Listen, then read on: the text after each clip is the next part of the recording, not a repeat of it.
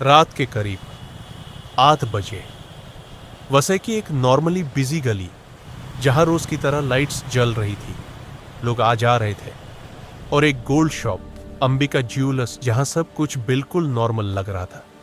लेकिन किसी को अंदाजा नहीं था कि अगले कुछ ही मिनट्स में यही होने वाला है वसई का सबसे डेयरिंग रॉबरी इंसिडेंट। ये कहानी सिर्फ लूट की नहीं है, ये कहानी है प्लानिंग, टाइमिंग और फियर के साइकोलॉजी की। शॉप के अंदर ओनर अपने रूटीन में थे, स्टाफ अपना काम कर रहा था। बाहर से देखा जाए तो कोई भी शक वाली बात नहीं थी। तभी एक आदमी शॉप के बाहर रुकता है। नॉर्मल कपड़े, नॉर्मल फेस, कोई मास्क नहीं। उसके पीछे 2 और लोग, बिल्कुल ऐसे जैसे सिर्फ कस्टमर्स हो। और यहीं से शुरू होता है गेम। जैसे ही शटर आधा बैंड होता है, सिर्फ एक सेकंड में सिचुएशन पलट जाती है। एक रॉबर सीधा काउंटर के पास, दूसरा एंट्रेंस ब्लॉक करता है, और तीसरा हाथ में वेपन निकलता है। ओनर को रिएक्ट करने का टाइम ही नहीं मिलता। कोई शाउटिंग नहीं, कोई वार्निंग नहीं, सिर्फ एक लाइन बोली जाती है, शांत रहो वरना यहीं पर मारे जाओगे।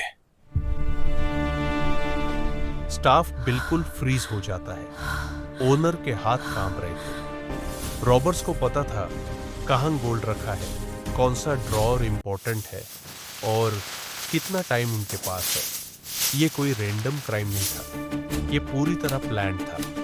सिर्फ 10 से 12 मिनट्स के अंदर ज्वेलरी बैग्स में भरी जाती है, सीसीटीवी का एंगल बदल दिया जाता है, और बिना किसी शोर शराबे के तीनों लोग शॉप से निकल जाते हैं। शटर बैंड हो जाता है, रोड पर फिर से नॉर्मल लाइफ चल पड़ती है। लेकिन शॉप के अंदर सिर्फ शॉक है, सिर्फ फियर है, और एक सवाल, इतनी भीड़ के बावजूद कोई रोक कैसे नहीं पाया। पुलिस पहुंचती है, सीसीटीवी फुटेज चेक होती है।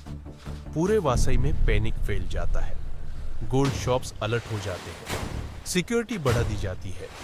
इस केस ने एक बात बिल्कुल क्लियर कर दी, आज के क्राइम्स लाउड नहीं होते, वो साइलेंट होते हैं, फास्ट होते हैं, और कैलकुलेटेड होते हैं। नो मास्क्स, नो रश, सिर्फ कॉन्फिडेंस। और यही कॉन्फिडेंस उन्हें सबसे ज्यादा डेंजरस बनाता है।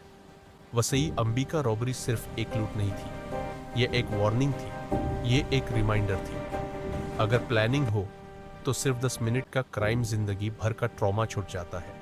अगर आपको ऐसी रियल क्राइम स्टोरीज पसंद है तो चैनल को सब्सक्राइब करें, क्योंकि अगली कहानी शायद आपके ही शेयर से हो।